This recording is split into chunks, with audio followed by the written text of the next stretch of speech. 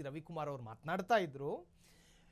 ಆಯಾಯ ಸಚಿವರುಗಳ ಮನಸ್ಸಿಗೆ ತೃಪ್ತಿ ಕೊಡುವಂತಹ ಖಾತೆಗಳನ್ನು ಕೊಡಬೇಕು, ಇಲ್ದಿದ್ರೆ ಸರ್ಕಾರ ನಡೆಯೋದಿಲ್ಲ. 13 ಸಚಿವರು ಪ್ರಮಾಣ ವಚನ ಸ್ವೀಕಾರ ಮಾಡಿದ್ರಲ್ಲ, ಇನ್ನುಳಿದ 20 ಸಚಿವರು ಪ್ರಮಾಣ ವಚನ ಸ್ವೀಕಾರ ಮಾಡಿದ ನಂತರ ಏನೇನು ಡೆವಲಪ್ಮೆಂಟ್ಗಳಾಗ್ತವೆ ಕಾದು ನೋಡಿ ಅಂತ ಹೇಳ್ತಿರ್ತಾರೆ ರವಿಕುಮಾರ್ ಅವರು. ಜೊತೆಗೆ ಸಿದ್ದರಾಮಯ್ಯರ ಬಣದಲ್ಲಿ ಗುರುತಿಸಿಕೊಂಡ ವ್ಯಕ್ತಿತ್ವಗಳಿಗೆ ನೀವು ಅತ್ಯಂತ ಕನಿಷ್ಠ ಲಾಭದಾಯಕವಾದ ಖಾತೆ ಕೊಡ್ತೀರಿ. ಒಂದು ವೇಳೆ ಡಿ ಕೆ ಶಿವಕುಮಾರ್ ಇನ್ನು 2ನೇ ಹಂತದಲ್ಲಿ ಖಾತೆ ಹಂಚಿಕೆ ಆಗುತ್ತೆ ನೋಡಿ, ಕ್ಯಾಬಿನೆಟ್ ವಿಸ್ತರಣೆ, ಆ ಸಂದರ್ಭದಲ್ಲಿ ಡಿ ಕೆ ಅವರ ಪರಮಾಪ್ತರಿಗೆ ಯಾವ ಮ್ಯಾಕ್ಸಿಮಮ್ ಲಾಭದಾಯಕ ಖಾತೆ ಕೊಡ್ತಾರೆ ನೋಡ್ಕೊಂಡು ಕಾಯ್ಕೊಂಡು ಕೂತ್ಕೊಳ್ಳಿ ಅಂತ ಹೇಳ್ತಾರೆ ರವಿಕುಮಾರ್.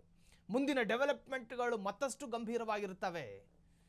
ತನ್ನ ಆಪ್ತ ವಲಯದ ತನ್ನ ನೇಬರ್ಸ್ಗಳಿಗೆ ಮಾತ್ರ ಮ್ಯಾಕ್ಸಿಮಮ್ ಗರಿಷ್ಠ ಲಾಭದಾಯಕ ಖಾತೆ, ತನ್ನದಲ್ಲದ ನೆರೆ ಹೊರೆಯದವರಿಗೆ ಕನಿಷ್ಠ ಅಂದ್ರೆ ಮಿನಿಮಮ್ ಲಾಭದಾಯಕ ಖಾತೆ. ರಾಜ್ಯದ ವಿಕಾಸದ ಬಗ್ಗೆ ಯೋಚನೆ ಮಾಡಬೇಕಾದಂತಹ ಸಿಎಂ ರಾಜ್ಯದ ಡೆವಲಪ್ಮೆಂಟ್ ಬಗ್ಗೆ ಮಾತ್ರ ಯೋಚನೆ ಮಾಡಿ ಖಾತೆ ಕೊಡಬೇಕಾದಂತಹ ಸಿಎಂ ಬುದ್ಧಿವಂತಿಕೆಯನ್ನು ಬಳಕೆ ಮಾಡಬೇಕಿತ್ತಲ್ಲ. ಯಾವ ಖಾತೆಯಲ್ಲಿ ಯಾರ್ಯಾರು ಎಕ್ಸ್ಪರ್ಟು ಅನ್ನೋ ನಾಡಿ ಮಿಡಿತ ಗೊತ್ತಿಲ್ಲದಲೇ ಇರುವಷ್ಟು ದಡ್ರ D K question mark.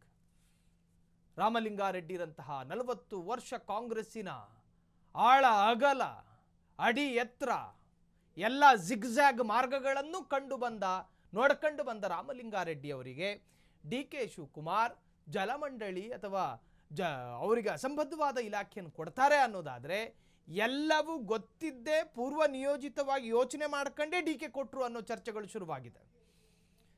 AC ಬಗ್ಗೆ ಮಾತನಾಡೋದಕ್ಕೆ ರಾಜಕೀಯ ವಿಶ್ಲೇಷಕರಾದ ರಾಜೇಂದ್ರ ಅವರು ಈಗ ಫೋನ್ ಸಂಪರ್ಕದಲ್ಲಿದ್ದಾರೆ. ಸರ್ ನಮಸ್ಕಾರ. ನಮಸ್ತೆ. ಕಾಂಗ್ರೆಸ್ಸಿನ ಅದರಲ್ಲೂ ಡಿ ಕೆ ರೂಲ್ ಶುರುವಾಗಿ 2 ದಿನ ಕಳೆದಿಲ್ಲ ಸರ್, ರಾಜೀನಾಮೆಯ ಪರ್ವ ಶುರುವಾಗಿದೆ.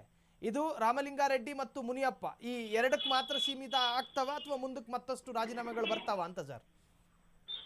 ಇಲ್ಲ, ನಿನ್ನೆಯ ಒಂದು ವಿದ್ಯಮಾನ ಅಥವಾ ವರ್ತಮಾನದ ಪ್ರಕಾರ ಇದೆಲ್ಲ ಒಂದ್ ಕಡೆ ಸರಿ ಹೋಗುತ್ತೆ ಅಂತಕ್ಕಂತ ಒಂದು ಭರವಸೆ ಇತ್ತು. ಆದ್ರೆ ರಾಮಲಿಂಗಾರೆಡ್ಡಿ ಅವರು ಈ ರೀತಿಯಾದಂತಹ ಒಂದು ನಿರ್ಣಯ ತೆಗೆದುಕೊಂಡಿರ್ತಕ್ಕಂಥ ಹಿನ್ನೆಲೆಯಲ್ಲಿ ಇದು ಆರಂಭದಲ್ಲೇ ಈ ರೀತಿಯಾದಂತಹ ಒಂದು ಆಘಾತ ಯಾಕಾಯ್ತು ಅಂತಕ್ಕಂಥದ್ದು ಒಂದು.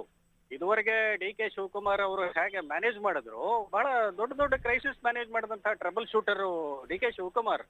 ಅವರ ಮಂತ್ರಿಮಂಡಲಕ್ಕೆ ಬಂದಂತ ಒಬ್ಬ ಹಿರಿಯ ಮಂತ್ರಿಯನ್ನು, ಹಿರಿಯ ಸಚಿವರನ್ನು ಯಾಕೆ ಕನ್ವಿನ್ಸ್ ಮಾಡ್ಲಿಕ್ಕೆ ಅವ್ರ ಕೈಯಲ್ಲಿ ಆಗ್ಲಿಲ್ಲ ಅಂತಕ್ಕಂಥದ್ದು ಒಂದು ಪ್ರಶ್ನೆ ಉಳಿಯುತ್ತೆ. ಸೊ ಹಾಗಾಗಿ ಇದು ಆರಂಭದಲ್ಲಿ ಈ ರೀತಿ ಆಗೋದು I think it is not good. ಹಾಗಾಗಿ ಇದು it leads to so many speculations also. ಈಗ ಇನ್ನೂ ಕೆಲವರು ಯಾರು ಇಷ್ಟ ಇಲ್ಲ ಅವರೆಲ್ಲರೂ ಕೂಡ ಈಗ ಹೊರಗೆ ಬರ್ತಾರ ಏನು ಎತ್ತ ಅಂತಕ್ಕಂಥದ್ದು. ಬಟ್ ರಾಮಲಿಂಗಾರೆಡ್ಡಿ ಅವರ ಈ ಸ್ಟ್ಯಾಂಡ್ ನೋಡಿದಾಗ ನಮಗೂ ಒಂದ್ ರೀತಿನಲ್ಲಿ ಇದಾಗುತ್ತೆ. ಯಾಕಂದ್ರೆ ಅವರ ಸ್ವಭಾವ ಅಂತದ್ದು ಅಲ್ಲ. ಅವರು ಆ ರೀತಿಯಾದಂತಹ ಒಂದು ಪಟ್ಟು ಹಿಡಿದು ನನಗೆ ಇಂಥದೇ ಬೇಕು ಅಂತಕ್ಕಂತ ಹೇಳೋ ಸ್ವಭಾವ ಇಲ್ಲ. ಯಾಕೆ ಈ ರೀತಿಯಾದಂತಹ ಒಂದು ಡೆವಲಪ್ಮೆಂಟ್ ಆಗ್ತಾ ಇದೆ, ಅದಕ್ಕೆ ಕಾರಣಗಳೇನು,